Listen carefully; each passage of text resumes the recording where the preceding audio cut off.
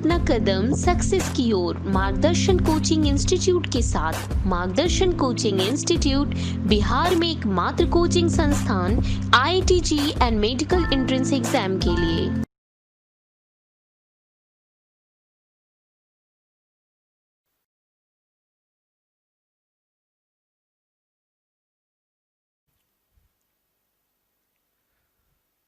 Total internal reflection आज पढ़ेंगे।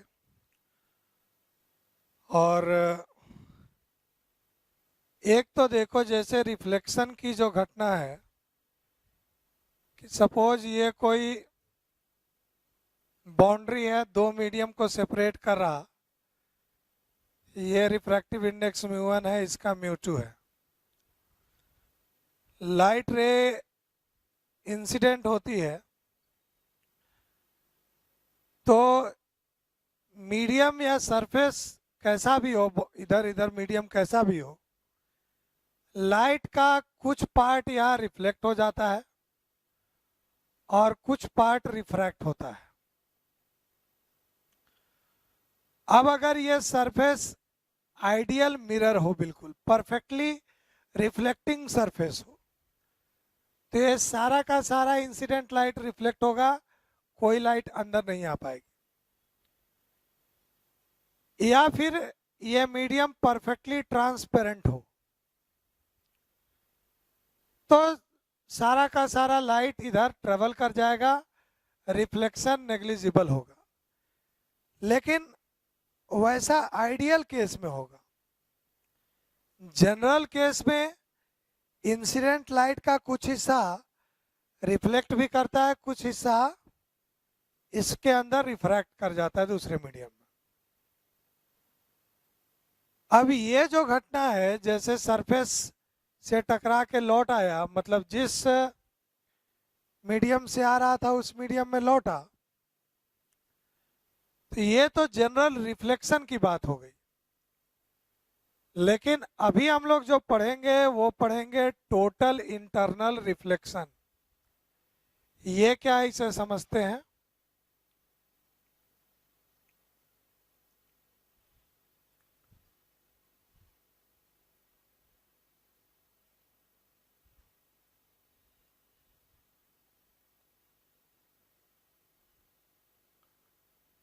Total internal reflection, इसे TIR भी बोल सकते हो।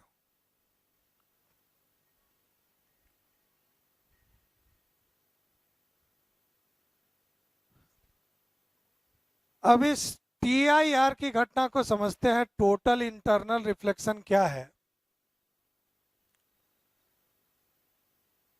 तो सपोज ये एक बाउंड्री है और इस बाउंड्री के नीचे का मीडियम डेंसर मीडियम है और इधर का मीडियम रेयरर मीडियम है। मतलब इधर की का रिफ्रैक्टिव इंडेक्स कम है, इधर का रिफ्रैक्टिव इंडेक्स ज्यादा है ना। तो चलिए इधर डेंसर वाले मीडियम का रिफ्रैक्टिव इंडेक्स म्यू ले ले और रेयरर वाले का रिफ्रैक्टिव इंडेक्स μ0 ले लो। अब ऐसे समझो कोई नीचे एक ल्यूमिनस ऑब्जेक्ट है O, इस ऑब्जेक्ट से लाइट निकल रही है और दूसरे मीडियम में जा सकती है।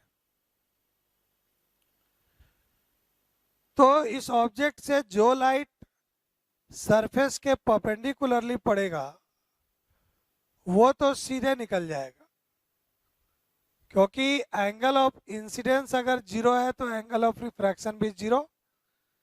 सरफेस के परपेंडिकुलर लाइट बिना डेविएट हुए सीधे निकल जाएगी। एक दूसरे रे की बात करें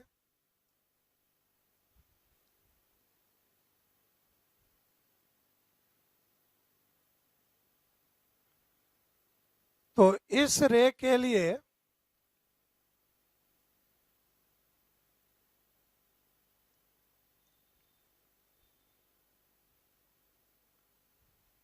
ये एंगल ऑफ इंसिडेंस आई,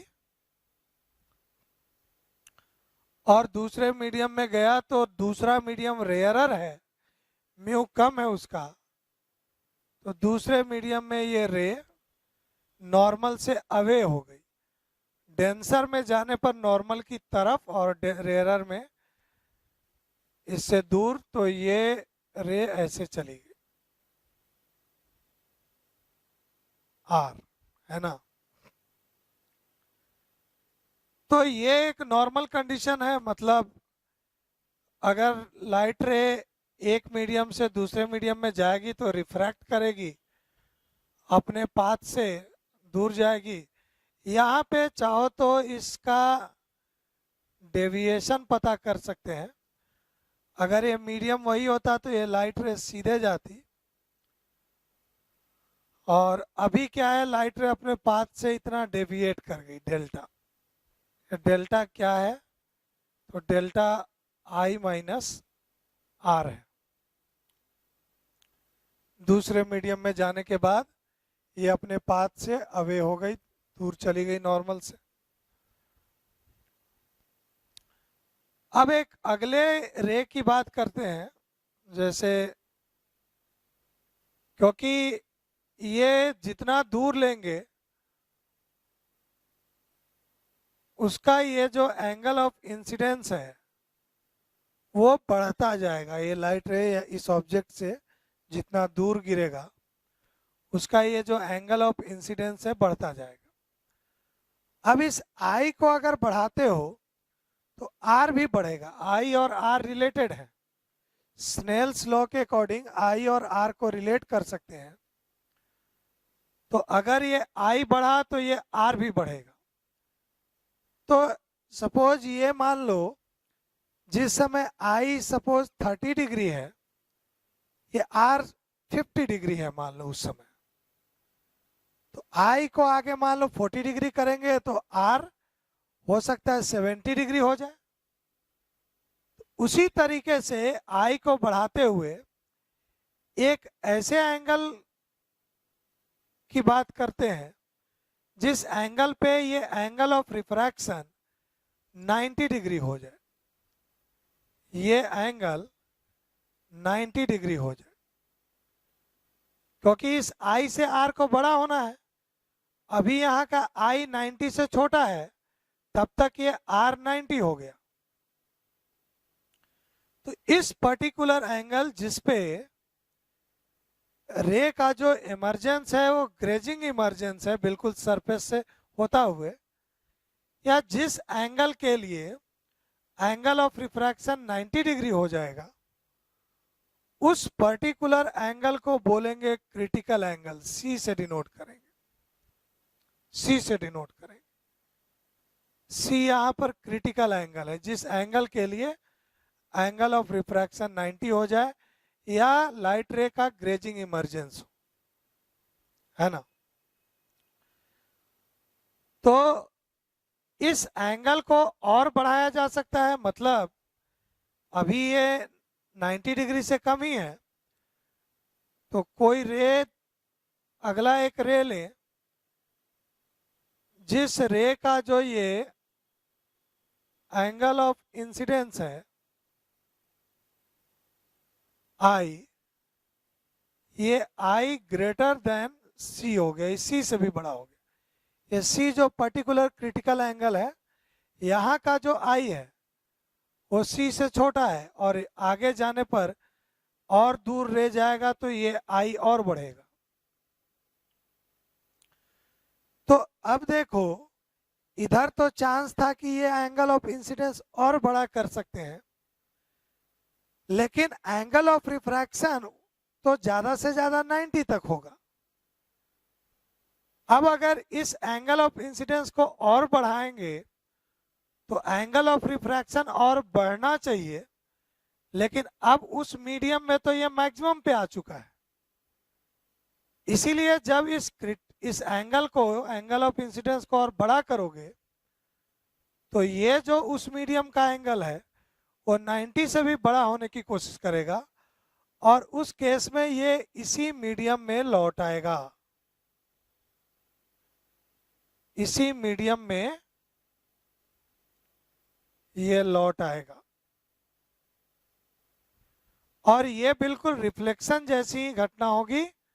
ये एंगल दोनों बराबर होंगे। ये जो फिनोमिना है, ये जो इवेंट को हम लोग ऑब्जर्व कर रहे हैं, this is called total internal reflection, TIR। तो जनरल रिफ्लेक्शन और टोटल इंटरनल रिफ्लेक्शन में इस डिफरेंस को समझना है। जनरल रिफ्लेक्शन में कोई मिरर का सरफेस है, उस पर लाइट इंसिडेंट होगी और रिफ्लेक्ट होगी। वो एंगल ऑफ इंसिडेंस जो भी होगा वो फर्क नहीं पड़ता। वो एंगल ऑफ इंसिडेंस 10 डिग्री हो, 20 डिग्री हो, 5 डिग्री हो, 2 डिग्री हो, रिफ्लेक्शन की घटना में उसी एंगल पे ये लाइट रिफ्लेक्ट हो जाएगी। लेकिन टोटल इंटरनल रिफ्लेक्शन की घटना में ये angle of incidence greater than C होना चाहिए। क्रिटिकल एंगल से बड़ा एंगल होने पर यह लाइट उसी मीडियम में लौट आएगी। और जैसा कि मैंने कहा कि रिफ्लेक्शन की घटना में वो 100% रिफ्लेक्शन हो, ऐसा आइडियल केस में ही हो सकता है। जनरल रिफ्लेक्शन में लाइट का कुछ पार्ट हो सकता है, 90% पार्ट या 80% पार्ट रिफ्लेक्ट होता है, 10% या 20% मीडियम में ट्रांसमिट कर जाता है। लेकिन टोटल इंटरनल रिफ्लेक्शन नाम ही इसलिए पड़ा है कि ये बिल्कुल 100% लाइट रिफ्लेक्ट होकर के उसी मीडियम में वापस आ जाती है। तो टोटल इंटरनल रिफ्लेक्शन बोलो तो ज्यादा स्ट्रिक्ट रिफ्लेक्शन है, बिल्कुल 100% लाइट उसी मीडियम में लौट आती है। तो पहली घटना तो है कि क्रिटिकल एंगल को हम लोग डिफाइन करें, कैलकुलेट करें, और फिर क्रिटिकल एंगल से बड़ा एंगल ऑफ इंसिडेंस होने पर यह TIR की घटना नजर आती है। तो यहां पर ये एक ल्यूमिनस ऑब्जेक्ट है। ल्यूमिनस ऑब्जेक्ट से सिंपल मतलब जो ऑब्जेक्ट खुद से लाइट निकाल रहा है। तो अब बात कर लेते हैं वहां पे क्रिटिकल एंगल की पहले।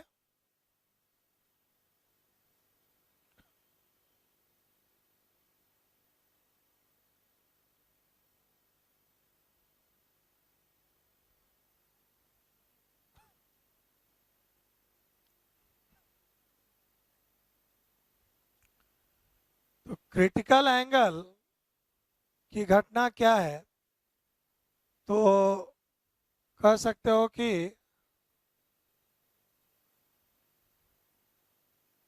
whenever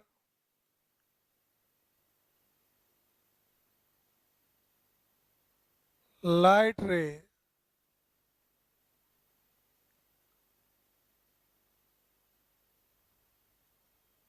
travel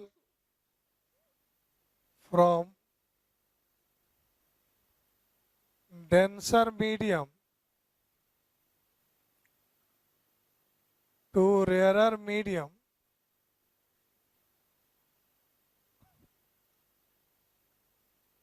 then at particular angle of incidence,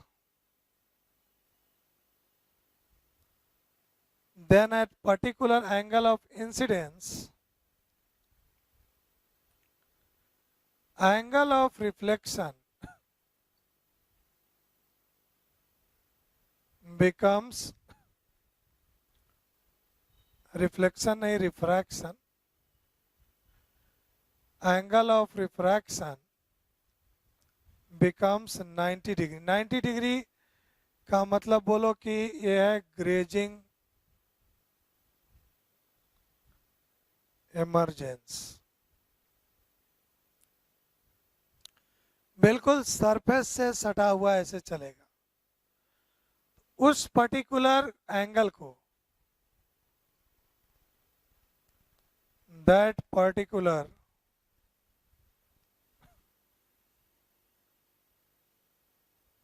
angle is called critical angle.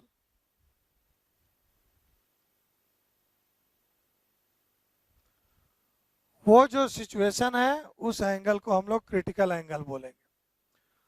और एक क्रिटिकल एंगल दो मीडियम के लिए निकलेगा कैसे, तो डायग्राम से ही देख लो। तो हियर स्नेल्स लॉ लगा दो। तो स्नेल्स लॉ कहता है कि इस मीडियम का म्यू इस मीडियम का साइन एंगल ऑफ इंसिडेंस, उसका म्यू उसका sine of angle of refraction, मतलब mu sine C equals to mu not sine 90 degree. तो आगे इस c की वैल्यू को साइन 90 तो 1 होगा, c की वैल्यू को लिख सकते हो sign inverse mu naught by mu. अब जब कभी भी जो लाइट जिस मीडियम में एंटर कर रही है, एमर्ज कर रही है, जिसमें बाहर निकल रही है, वो अगर एयर हो तो एयर के लिए म्यू नॉट की वैल्यू को 1 ले सकते हैं।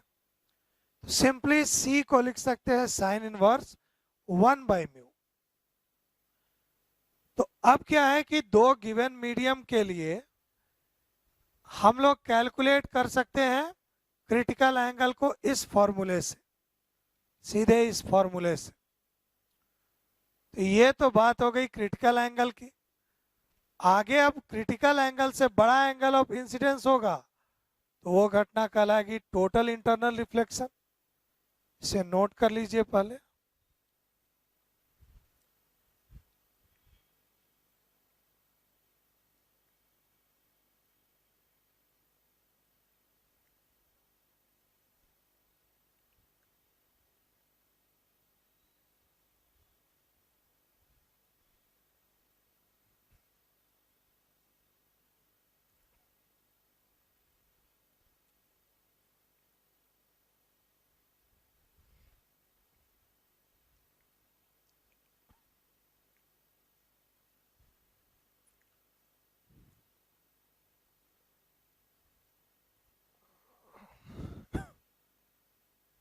तो नेक्स्ट अब TIR की बात है। तो अगेन बोलेंगे whenever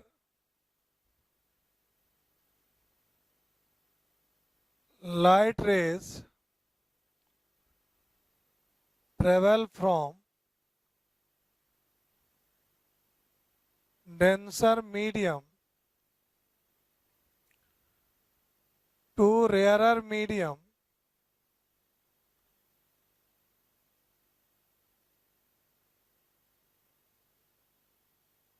then for angle of incidence greater than critical angle, light ray completely का मतलब 100% से reflect back into the denser medium.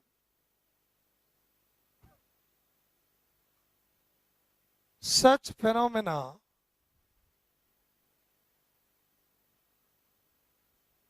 is called total internal reflection.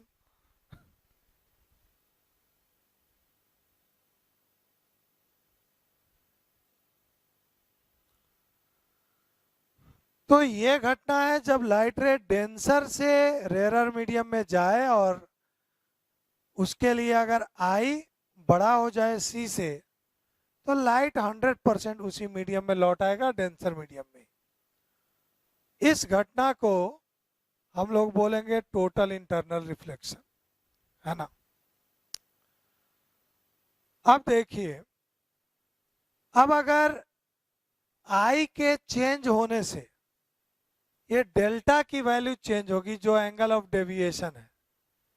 जैसे यहाँ पे डेल्टा है आई माइनस आर, इस केस पर पहुंचने पर यहाँ पे जो डेल्टा है देखोगे तो ये लाइट रे मान लो कि ऐसे सीधे जाती, तो इस बार जो यहाँ का डेल्टा है वो डेल्टा क्या होगा, तो टोटल ये होगा वही, ये अब अच्छा आर बड़ा है ना जी, यहाँ पे गड़बड़ी हो गई, इसको चेंज कर दो।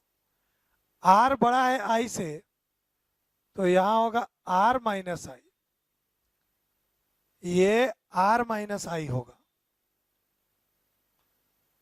यहाँ का डेल्टा ये 90 डिग्री है, आर की वैल्यू 90 हो गई, तो इसे लिख सकते हो पाई बाई 2 माइनस सी। इस पर्टिकुलर सिचुएशन में जब ये क्रिटिकल एंगल पे पड़ा, वही डेल्टा अगर इधर का देखें तो ये अब समझो, तो लाइट रे सीधे जाती, यहां से इधर मुड़ गई, तो ये टोटल एंगल यहां से यहां का 180 डिग्री है, 180 से 2i घटा दो, पाई माइनस 2i, है ना, इस जगह का जो डेल्टा है। तो डेल्टा जब तक ये क्रिटिकल एंगल है तब तक तो ऐसे ही फॉलो कर रहा है आर माइनस आई, यहाँ भी आर माइनस आई ही है, क्योंकि आर यहाँ 90 है और आई सी है।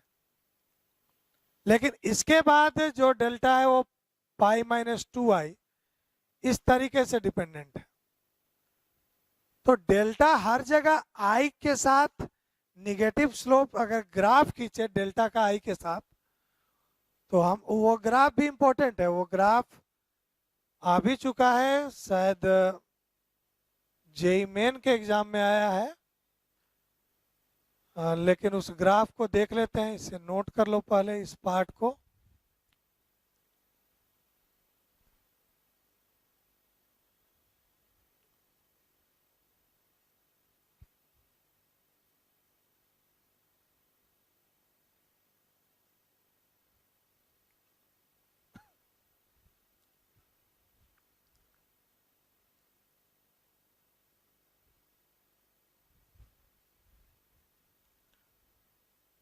तो angle of deviation delta versus angle of incidence graph की बात कर रहे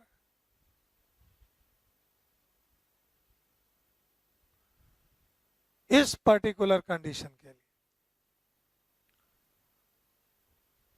तो एक एक्सिस पर आई वेरी कर रहा और दूसरे एक्सिस पर ये डेल्टा वेरी कर रहा आई के साथ, और एक जो पर्टिकुलर एंगल ऑफ इंसिडेंस जिस पर ये घटना बिल्कुल चेंज हो जा रही है वो है I equals to C. Critical angle होने पर, तो अब ये देखो, तो इस कंडीशन में अच्छा आई और आर दोनों रिलेटेड हैं जी, आई और आर यहाँ पे रिलेटेड है, तो उसे ऐसे समझ लें, फॉर आई लेस देन और इक्वल टू सी, जब तक आई और सी से छोटा है, आई या इक्वलिटी है, तो हमें डेल्टा और आई में रिलेशन चाहिए। तो डेल्टा आई में रिलेशन के लिए डेल्टा की जो वैल्यू होगी वो होगी आर माइनस आई।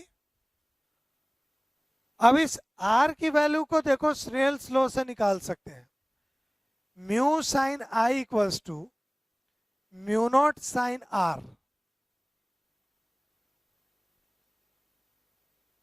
तो ये डेल्टा आर की वैल्यू कैसे इधर साइड में निकाल लें, जैसे mu sine I equals to mu not sine R है, तो यहाँ आर की value sine inverse mu by mu not sine I है। ये मैंने साइड में कैलकुलेशन कर दिया ताकि इस आर की वैल्यू को यहाँ रखा जा सके। तो रख देते हैं sine inverse mu by mu not sine I minus I. ये देखो, ये डेल्टा जो ऐसा डेल्टा बना है जब आई लेस देन सी है ना। और जब आई ग्रेटर देन सी हो जाएगा तो उसके लिए डेल्टा सिंपल हो जाएगा। जब ये बड़ा होने पर डेल्टा की वैल्यू पाई माइनस 2i हो जाएगी।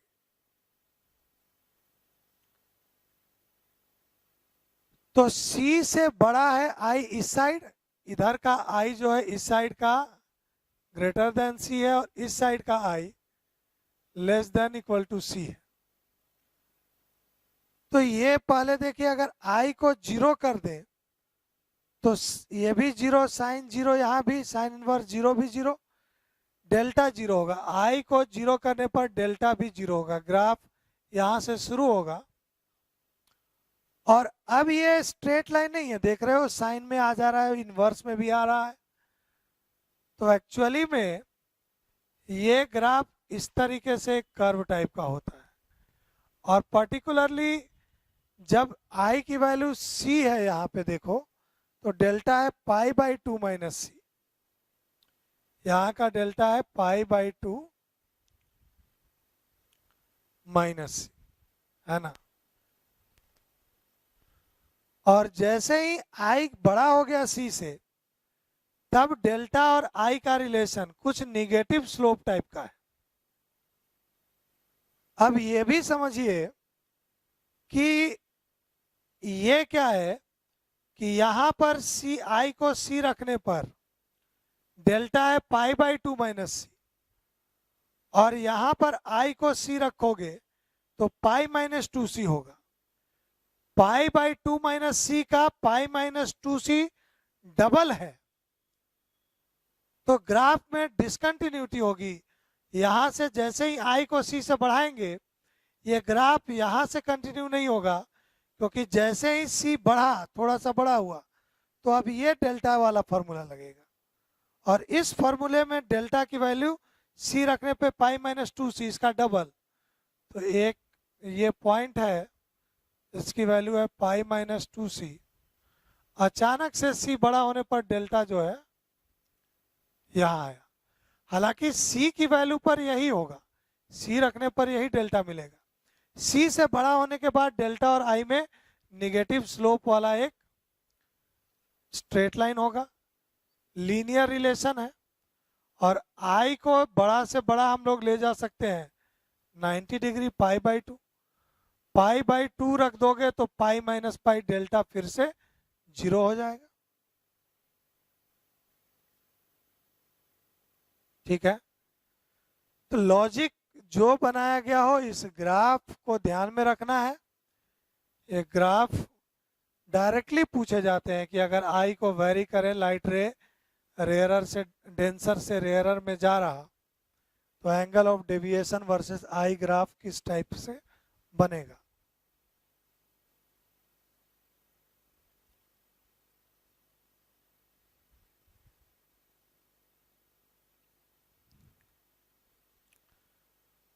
तो नेक्स्ट अब इस TIR की घटना पे 2-4 एग्जाम्पल देखते हैं।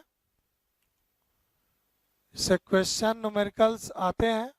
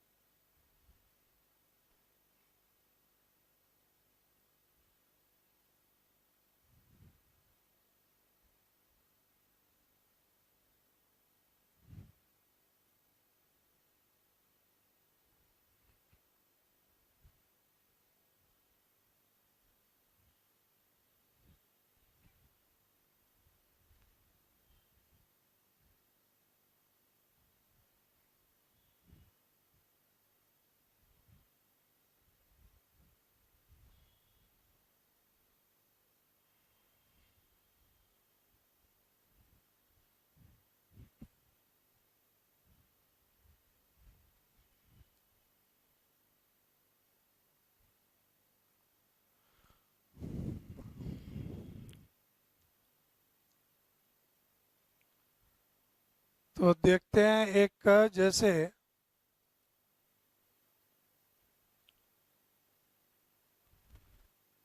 क्वेश्चन में इधर की तरफ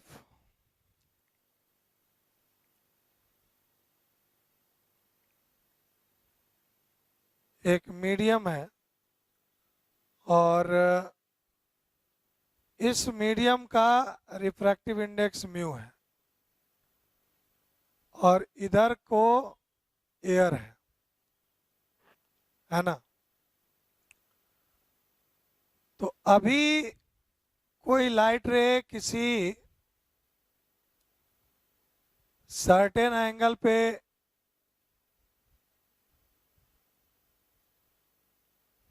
इंसिडेंट हुआ, ठीक है, और इसके बाद ये इधर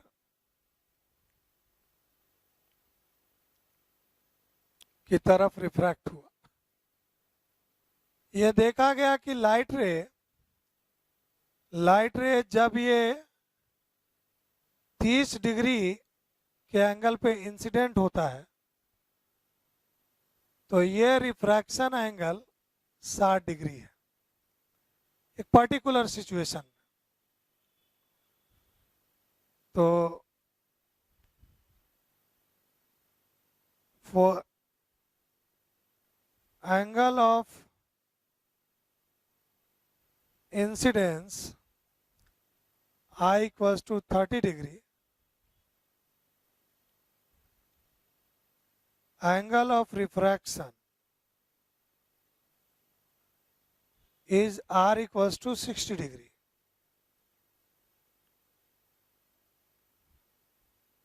Find out critical angle for given media. तो अब यहाँ पे क्रिटिकल एंगल क्या होगा ये जानना है। चलते हैं यहाँ पे क्रिटिकल एंगल तक, चलो आगे पहुंचेंगे, लेकिन पहले ये जो दिया गया है आई और आर दोनों दिए गए हैं तो इससे म्यू निकाला जा सकता है क्योंकि इधर का म्यू तो एयर है 1 होगा। तो for given angle of incidence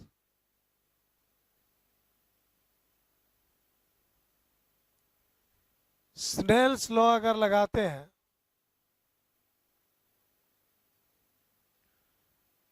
तो इधर के मीडियम के लिए म्यू साइन 30 डिग्री बराबर उधर एयर है 1 साइन 60 डिग्री, उधर एयर है, ठीक है। तो यहां से म्यू साइन 30 रख दो, साइन 60 रख दो, ये म्यू की वैल्यू मिल गई √3। अब म्यू मिल जाने के बाद क्रिटिकल एंगल, तो क्रिटिकल एंगल पे क्या होता है, क्रिटिकल एंगल पे एंगल ऑफ इंसिडेंस सी होने पर ये एंगल ऑफ रिफ्रैक्शन 90 डिग्री पहुंच जाता है। So now for critical angle, चाहो तो क्रिटिकल एंगल के लिए सीधे फॉर्मूले को भी याद रखो। सी का फॉर्मूला था क्या, साइन इनवर्स जिस मीडियम में जा रहा म्यू नॉट जिससे आ रहा म्यू, ऐसा था अपने पास। इससे भी डायरेक्ट सोच सकते हैं या फिर स्नेल्स लॉ लगा दो, इधर mu sine C equals to 1 sine 90, यहाँ पे c equals to sine inverse mu है 1 म्यू नॉट और इधर म्यू हम लोग निकाल चुके हैं √3, that will be answer.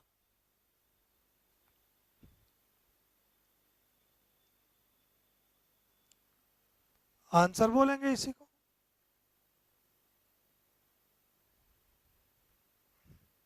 Next एक देखो example,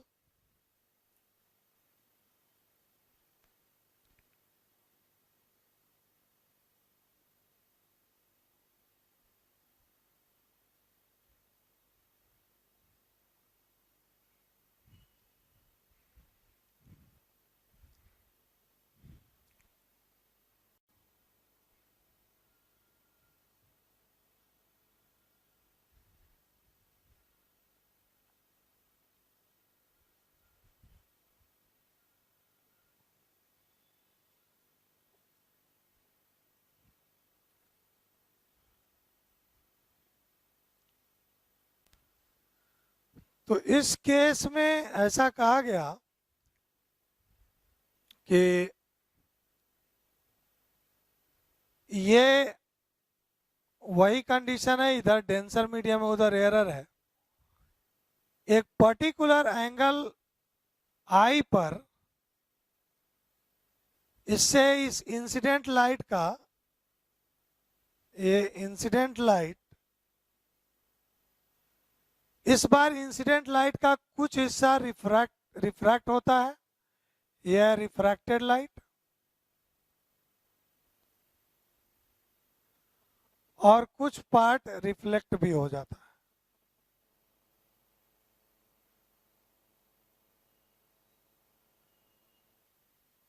reflected light.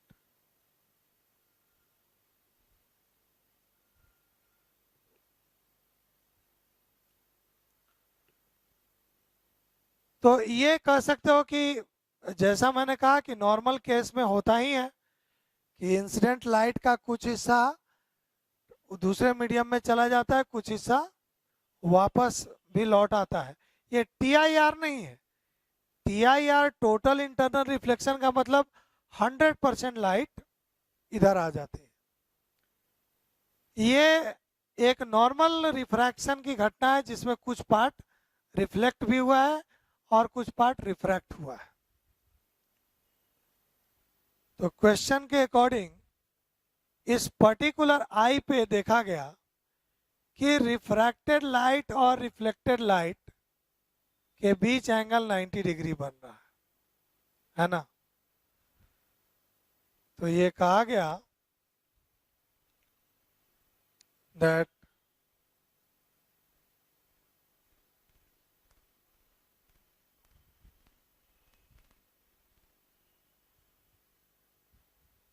in diagram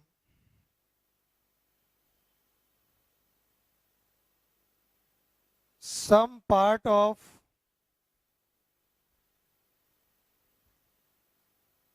incident light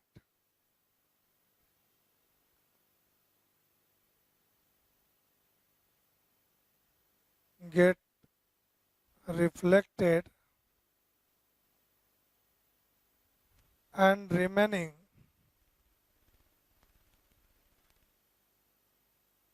refracted। ठीक है। At particular angle of incidence I, इस पर्टिकुलर एंगल पे देखा गया reflected and refracted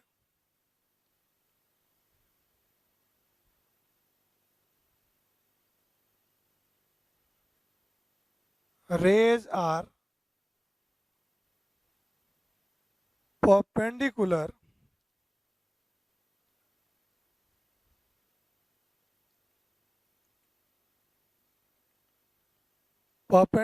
to each other।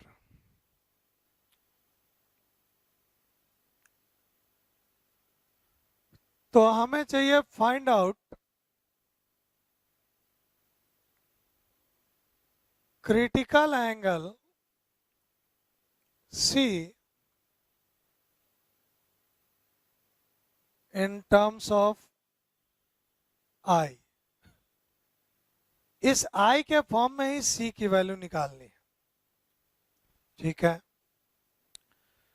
तो जैसा मैंने कहा कि देखो, अगर क्रिटिकल एंगल तक हमें पहुंचना है तो ये म्यू का पता चल जाए, क्योंकि C है साइन इनवर्स म्यू नॉट, ये 1/म्यू हो जाएगा, क्योंकि एयर है 1 होगा उसका रिफ्रैक्टिव इंडेक्स। तो यहाँ पे सॉल्यूशन में सबसे पहले म्यू तक पहुंचना है। तो ये अगर R की यहाँ बात कर लो, रिफ्रैक्शन एंगल की, R की, तो ये 90 + R + I तीनों मिल करके यार 90 डिग्री + R + I, ये तीनों मिलकर 180 डिग्री है। इधर के ये तीनों एंगल। तो यहां से आर को देख ले तो आर होगा 90 डिग्री माइनस आई। आर इसलिए निकाले क्योंकि स्नेल्स लॉ लगाने में आर की भी जरूरत पड़ेगी, आई तो क्वेश्चन में दिया हुआ है। So now from Snell's law mu sine I equals to 1 sine R. ये म्यू को देखेंगे तो साइन आर क्या है, sine 90 degree minus I divided by sine I. अब ये देखो ये और कुछ नहीं, sine 90 minus theta cos theta है, और cos I by sine I, cos by sine ये कॉट आई हो जाएगा, कॉट आई। तो म्यू मिल चुका है cot i. So therefore mu निकलते ही क्रिटिकल एंगल तक पहुंच सकते हो। Therefore critical angle C equals to sine inverse of 1 by mu, mu के बदले यहाँ कॉट आई है। इसे चाहो तो ऐसे छोड़ दो या फिर साइन इनवर्स 1 बाई कॉट को tan आई लिख दीजिए, दैट विल बी आंसर। ठीक है।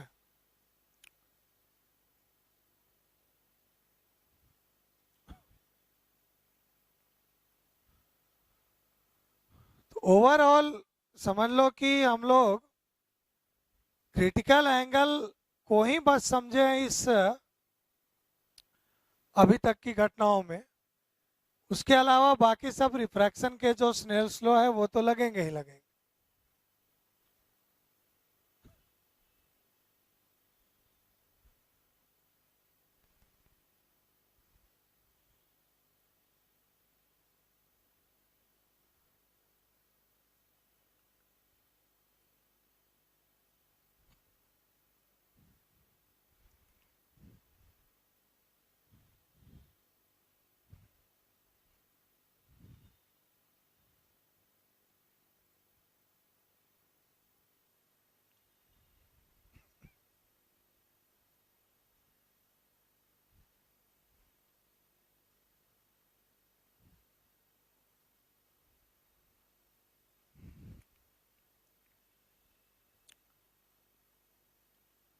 नेक्स्ट एक और सिचुएशन को समझिए। से ये एक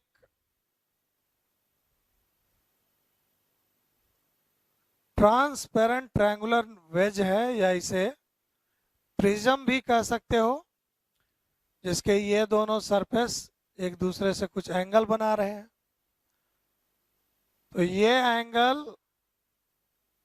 इसका थीटा है, और रिफ्रैक्टिव इंडेक्स इस मटेरियल का √2 है। बाहर में एयर है। लाइट रे इंसिडेंट होता है परपेंडिकुलरली,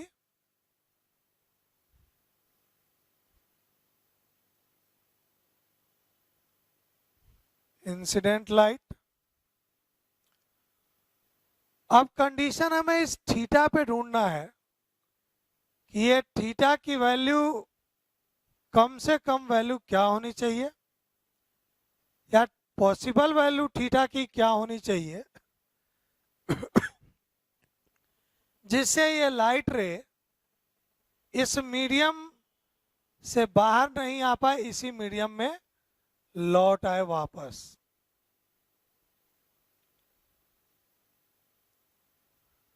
मतलब इस ट्रायंगुलर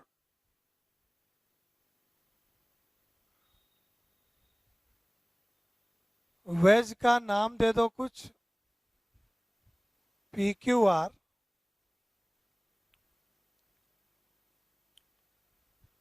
तो हमें कैलकुलेट करना है, find out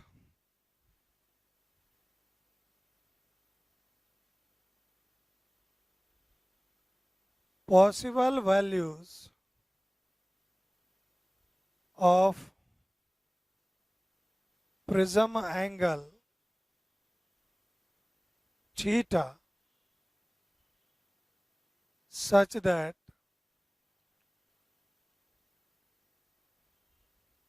light ray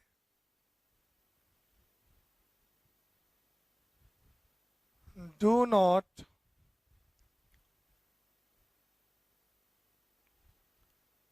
pass through the surface PR। इस सरफेस से लाइट बाहर ना निकल पाए, उसके लिए थीटा पे कंडीशन निकालना है। म्यू दिया है इस मटेरियल का, ये जो भी मटेरियल है इस मटेरियल का म्यू है √2। ठीक है, तो अब क्या अप्रोच लगाएंगे कि यहां पर जो एंगल ऑफ इंसिडेंस होना चाहिए, ये जो एंगल ऑफ इंसिडेंस होना चाहिए ये क्रिटिकल एंगल से बड़ा होना चाहिए, है ना। और ये आई को देखो तो ये आई तो ये थीटा है, ये एंगल 90 है, तो ये 90 माइनस थीटा, ये थीटा ही हो जाएगा। तो in diagram angle of incidence जो आई है ये थीटा के बराबर ही है। ज्योमेट्री से सिंपली ये थीटा 90 90 माइनस थीटा ये नॉर्मल है, तो नॉर्मल होने के कारण ये 90 माइनस थीटा, तो ये भी थीटा हो जाएगा।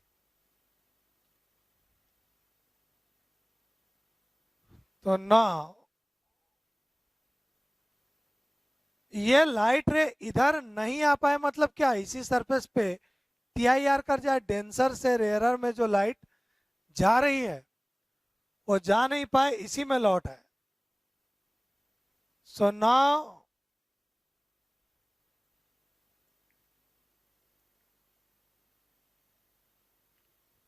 टोटल इंटरनल रिफ्लेक्शन TIR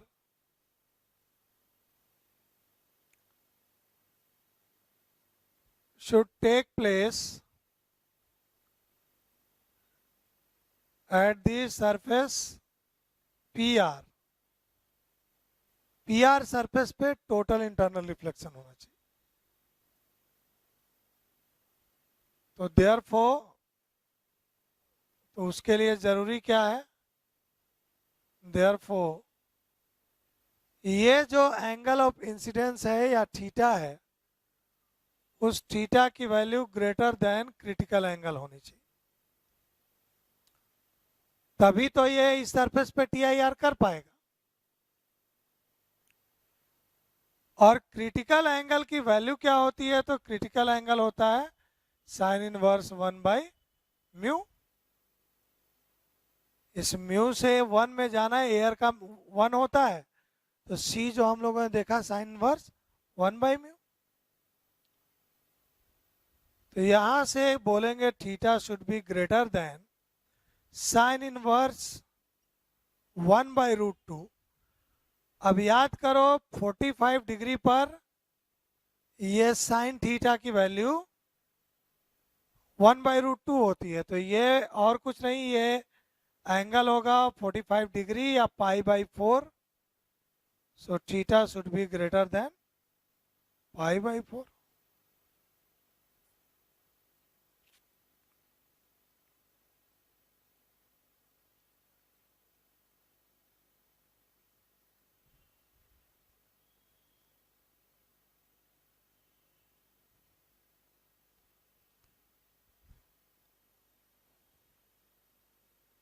तो जब कहीं भी इस तरीके के क्वेश्चन होते हैं कि इस सरफेस से पास कर पाएगी लाइट या नहीं पास कर पाएगी, तो उसमें वही कर दो कि यहाँ का angle of incidence critical angle से बड़ा होना चाहिए, तभी लाइट उधर नहीं जा पाएगी। क्वेश्चन को इसी को रिवर्स मोड में पूछा गया होता, that possible value of theta such that light ray must pass through this surface PR। इधर पास कर जाए, ये कंडीशन, तो उसके लिए ये angle of incidence less than C करते, यही पलट देते यहां पर इनइक्वालिटी। तो उससे पता चलता कि यहाँ ये थीटा π/4 से छोटा होना चाहिए। तो आगे कुछ और केसेस देखेंगे नेक्स्ट लेक्चर में हम लोग।